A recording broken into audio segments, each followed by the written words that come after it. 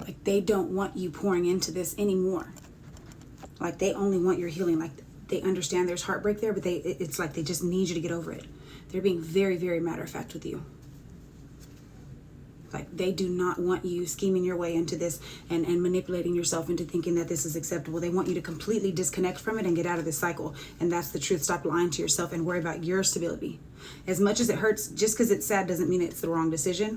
You're holding on too tightly to it because they know at the end of the day, you are confident, you are bold, you are magnetic, you're grounded, you are beautiful, you're intuitive.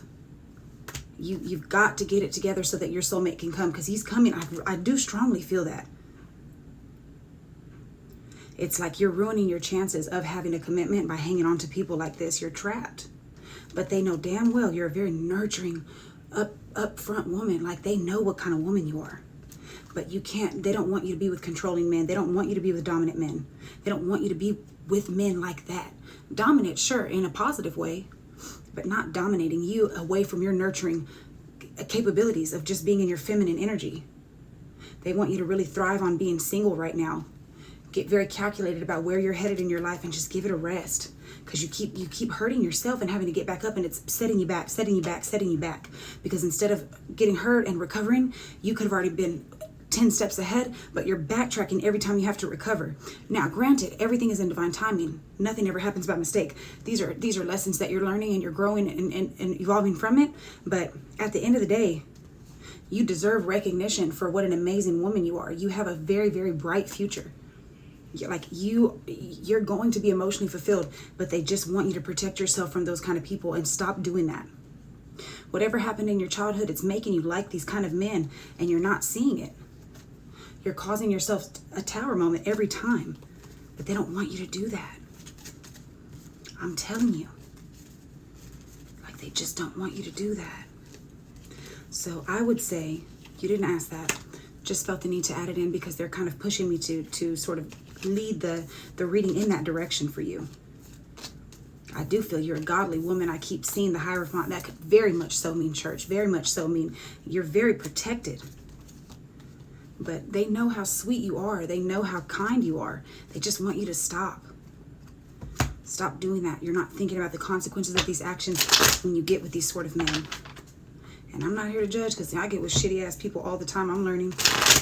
I'm having to learn. I've had to be celibate for 2 years at this point because I can't get it together. I had to be my own man, because the men that I attract, girl, so no judgment here, trust me. I know what it's like. I get it. I definitely get it. I want to pull some oracle cards for you if you don't mind.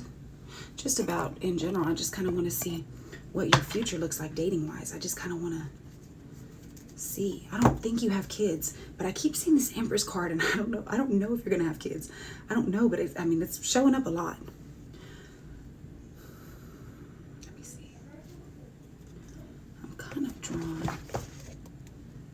just to pull a couple of these. I don't know why I'm drawn to do that. Shadow work when I split the deck, that may be needed.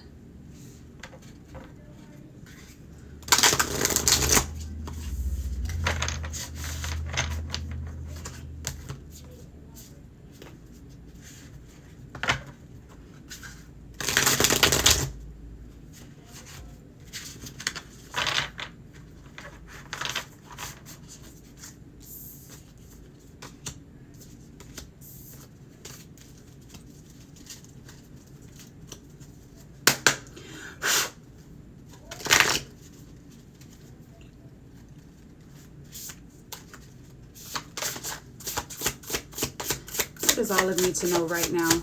What message do you have for her, Spirit? Outer strength. Build your home. And you're in grief right now. They understand. They get it. What's at the bottom of this deck? Seek guidance. So like could be counseling, could be a tarot reader, it could be a spiritual worker, it could be church, it could be talking to your pastor, it could be talking to a friend, but I do think this is more like professional. So like a pastor or a counselor, a therapist, just somebody to just sort of hear you out and just see how you can move forward from this, because it just doesn't seem like a very healthy situation. Now, I'm not offering, my opinion or advice or anything like that. That's not what this is about. But this is just kind of what the cards are saying, because you are in a grief state.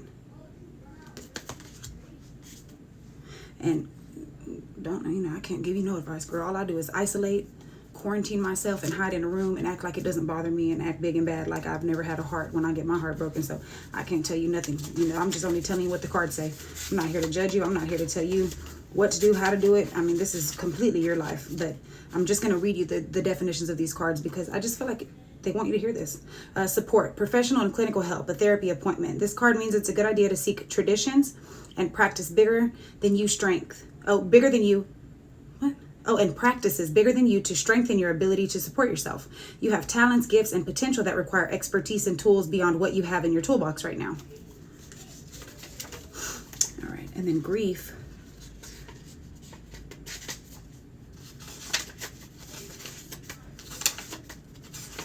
Right here, grief.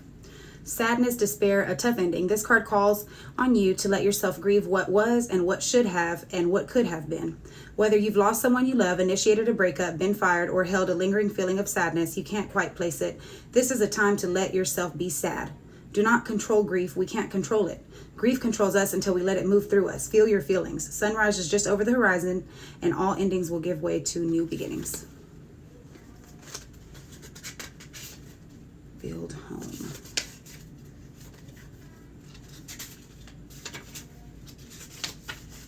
Okay, so the shadow work card. Interrogating shame. Reframing harmful narratives. This card calls on you to face parts of yourself that you've been taught are bad. Look within the dark corners of your psyche and heart. Consider the gray area where no part of you is all good or all bad. Have the courage to face what you may have been conditioned to believe is unworthy of seeing light. All of you is worthy.